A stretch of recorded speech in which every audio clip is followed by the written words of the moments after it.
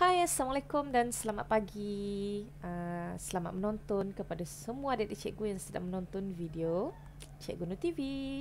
Alright, so memandangkan ramai yang PM cikgu, tanya cikgu di Telegram, di WhatsApp. Tak tahulah dari mana dia dapat nombor telefon cikgu kan. Tanya, cikgu, rakan niaga strategik ni macam mana? Kerjasama strategik ni macam mana? Kami tak faham lah cikgu. Perlu ke kami buat kerjasama strategik ni? Okay, so nak menjawab persoalan tu sebab ramai yang tanya, cikgu buatlah video ni. So cikgu harap dengan penjelasan cikgu dalam video ni anda faham apakah itu rakan strategik niaga. Okay? So, membentuk perkongsian strategik ni sebenarnya mungkin sesuatu yang perniagaan perlukan untuk mengembangkan perniagaan. Okey, nak mengembangkan operasi kita. Sebenarnya banyak jenama-jenama yang dah berjaya bergabung dengan kerjasama strategik ni dalam memastikan perkhidmatan yang diberikan kepada pelanggan tu lebih baik, lebih berkualiti, lebih unggul. Okey, contohnya macam Spotify dengan Uber, Apple dengan IBM, okay? Alexander Wang dengan H&M, dan adalah lagi yang lain-lain tapi perkongsian strategik ni bukanlah orang kata semuanya okey. Dia ada cabaran-cabaran dia juga So kita ni bukan saja kena pilih pasangan ataupun rakan strategik tu yang tepat, tapi juga kita kena pandai untuk bina hubungan tu dan kembangkan hubungan tu menjadikan sesuatu yang menguntungkan dalam perniagaan kita. Okay. So rakan strategik ni adalah individu atau organisasi yang kita bekerjasama dan berkongsi sumber. Hubungan yang macam ni, hubungan kerjasama strategik ni, dia adalah seperti hubungan win-win situation, menang untuk kedua-dua belah pihak lah, dan dapat membawa kedua-dua belah pihak tu kepada next level, kepada tahap yang lebih baik. Maksudnya kalau kita nak buat tu mestilah kita nak perniagaan kita lebih baik. So kalau perniagaan kita lagi teruk bila buat rakan niaga strategik ni, something wrong lah. Okay. So apakah itu kerjasama strategik sebenarnya? Apabila dua syarikat dia bersetuju untuk bekerjasama dan berkongsi sumber fizikal atau intellectual, so mereka ni dia membentuk perkongsian strategik, nama dia. Okay? So hubungan ni biasanya kita formalkan dengan kontrak perjanjian. Sebab biasalah kan, partnership and semua perkongsian ni, kalau tak ada kontrak perjanjian tu, bila berlaku sesuatu in future, mulalah bergaduh, mulalah nak pergi naik court dan sebagainya, tapi tak ada kontrak apa-apa, tak dapat buat apa-apa kan. Lebih-lebih lagi kalau kita ni di pihak yang teraniaya lah. Jadi penting untuk adanya kontrak perjanjian. So jenis perjanjian ni bertujuan untuk membantulah kedua-dua belah pihak mencapai tujuan. Okey, tapi rakan strategik ni bukannya orang kata mesti ada dalam perniagaan. Dia tak semestinya. Dia bergantung kepada keperluan kita. Mungkin kita dapat bekerjasama dengan rakan pemasaran strategi atau rakan keuangan strategi. Pembekal strategik pun mungkin. Sekiranya kita merancang untuk mengintegrasikan teknologi baru ke dalam operasi kita, kita mungkin dapat manfaat daripada perkongsian teknologi strategik ni. Jadi bila ada contohnya macam perkongsian teknologi tu kan, dia boleh membuatkan kita dapat menggunakan perisian yang khusus kan, merancang rangkaian pejabat dan sebagainya, dan memberikan penyelesaian untuk kecerdasan buatan terkini. Itu contohlah. Pemilik perniagaan juga, pemilik perniagaan juga dapat membentuk pakatan saluran strategik, di mana di bawah jenis perjanjian ni, produk dan perkhidmatan syarikat ni diedarkan melalui saluran pemasaran organisasi lain. Contohnya macam Equinix dan Datapipe. Equinix ni dia berkembang dengan pesat, sementara Datapipe ni dia perlu meluaskan operasi dia dan mencangkau khalayak yang lebih luas. So mereka bersama-sama membentuk pakatan saluran strategik ini untuk menyediakan penyelesaian tradisional dan awan di seluruh dunia. So kedua-dua organisasi ini saling mempromosikan perkhidmatan, menjalankan kepimpinan dan pemikiran bersama serta bekerjasama untuk mengekalkan strategi perniagaan yang lebih konsisten. Tapi kita tak perlulah jadi macam syarikat gergasi yang cikgu sebut tadi, yang meraih keuntungan dan pakatan melalui saluran strategik ni. Kalau perniagaan kecil macam kita milikan tunggal dan perkongsian sebagainya, okey, boleh menggunakan saluran seperti agent, broker untuk memasarkan produk kita.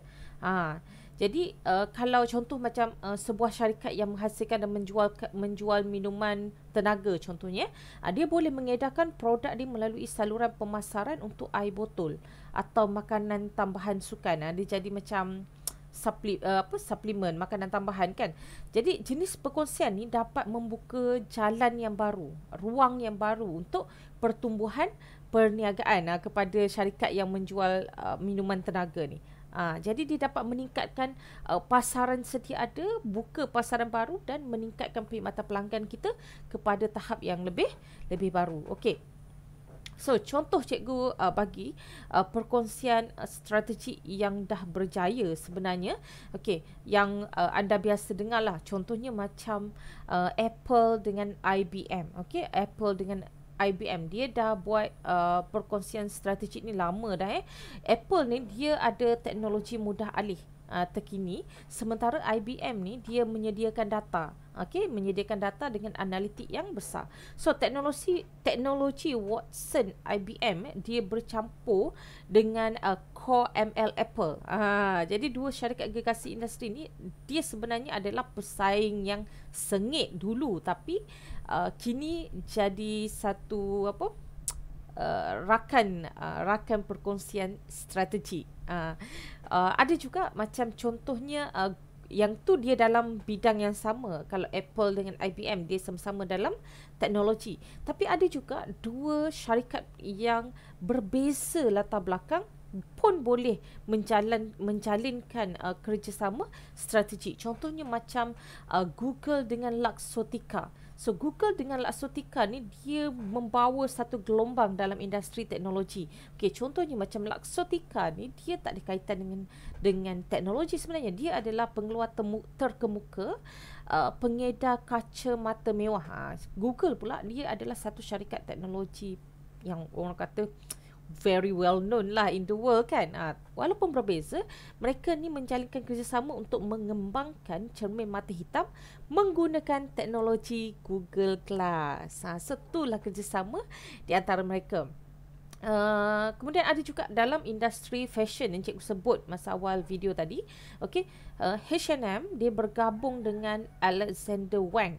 Dia untuk mencipta fashion jenama fashion mewah lah, yang very limited. So kerjasama tu dia menghasilkan peningkatan jualan terhadap H&M dan lebih banyak pelanggan dan orang kata nama Alexander Wang tu juga orang kata lebih gah lagi selepas kerjasama dengan H&M. Dan Uber dan Spotify. Dia punya kerjasama bila pelanggan yang ada akaun Spotify, kita ada boleh kena beli kan, kita kena upgrade premium, betul tak? So pelanggan yang ada akaun Spotify premium ni dia boleh dengar muzik favorite dia bila dia naik Uber. Jadi dia membolehkan Uber ni jadikan muzik dari Spotify tu sebagai satu pengalaman yang menyelesakan lah ketika pelanggan naik kenderaan tersebut. So kerjasama dia meningkatkan pendapatan kedua-duanya. Spotify pun ya, Uber pun ya. Macam itulah. Okey, so apakah kelebihan perkongsian strategik ni sebenarnya? Okey, kerjasama strategik ini dia dapat memberi faedah besar kepada syarikat yang baru nak start, baru nak mula, dan juga syarikat yang memang dah kukuh. Dia tak semestinya baru mula je perlu, ataupun yang dah kukuh je boleh buat. Dia sama-sama, mana-mana pun boleh, bergantung kepada kita punya keperluan. Jadi lebih daripada 85% syarikat mengatakan bahawa perkongsian strategi ni penting untuk pertumbuhan perniagaan. Ada juga 57% dia kata dia dalam proses untuk melaksanakan perkongsian strategi ni. Jadi ramailah yang nampak hubungan strategik ni very important sebenarnya. Jadi sebagai pemilik pelanggan, kita dapat membina hubungan strategik ni bukan saja sesama, orang kata sesama perniagaan. Kita juga boleh membina hubungan strategik dengan vendor, dengan pengeluar, dengan bank, dengan penyedia perkhidmatan yang lain. Untuk apa? Untuk mendapatkan perkhidmatan dan tawaran yang lebih baik. Contohnya macam kalau kita ni bergabung dengan syarikat perkapalan, kan kita bisnes lain, kan apa kaitan kita dengan perkapalan, tapi bila kita bergabung dengan syarikat perkapalan, mana tahu kita boleh dapatkan harga penghantaran antarabangsa dengan lebih rendah. So ini kita dapat, bila kita dapat dengan lebih rendah, kita dapat orang kata servis pelanggan kita dari seluruh dunia dengan lebih baik, sebab murah kan, dan dapat mengukuhkan jenama kita di peringkat antarabangsa. Okey. Tapi menurut ni sebelum Cikgu Juni tadi kita cerita hal baik-baik je kan. So sekarang kita tengok apakah risiko bila kita melakukan perkongsian strategi ni. Okay, menurut jaringan inovasi prestasi perniagaan, 43% perkongsian perniagaan ini mempunyai kadar kegagalan yang tinggi. 45% lagi dia tak dapat mengekalkan hubungan jangka masa panjang dan tak berjaya, dan 67% syarikat yang bersetuju untuk bekerjasama tapi dia tak buat satu formality, maksudnya tak ada secara rasmi. Dia bekerjasama tapi tak ada kontrak dan sebagainya. Okay. So selalunya bila perkongsian strategik ni dia tak berjaya disebabkan oleh pemilik perniagaan tu sendiri, dia tak faham bagaimana hubungan strategik tu berfungsi. Dia jenis perjanjian ni kita mesti faham, dia mesti dapat memberi win-win situation kepada kedua-dua belah pihak. Jadi bila nanti kalau you guys nak buat kerja kursus, nak cari rakan strategi kan, jangan fikir diri kita sahaja. Apa yang rakan strategik kita tu dapat bila dia bekerjasama dengan kita, kan? Kita kena buat macam tu. Itulah baru rakan strategik. Kan, kalau kita je yang menang, itu namanya parasit. bukan rakan strategi. Pentinglah untuk kita pilih pasangan atau rakan strategi yang sesuai untuk perniagaan kita, bagi mengembangkan perniagaan kita ke peringkat yang seterusnya. Okey. So tu orang kata penerangan panjang lebar lah tentang rakan strategik, dan cikgu harap anda boleh fikirkan satu syarikat yang dirasakan sesuai untuk menjalinkan kerjasama dengan syarikat kita, yang mana kita dapat untung dan syarikat tersebut pun dapat untung. Okey. So cikgu rasa itu sahaja. Harap dapat membantu pemahaman anda semua. Jangan lupa untuk tunggu next video cikgu rancangan operasi part 2. Okay, bye.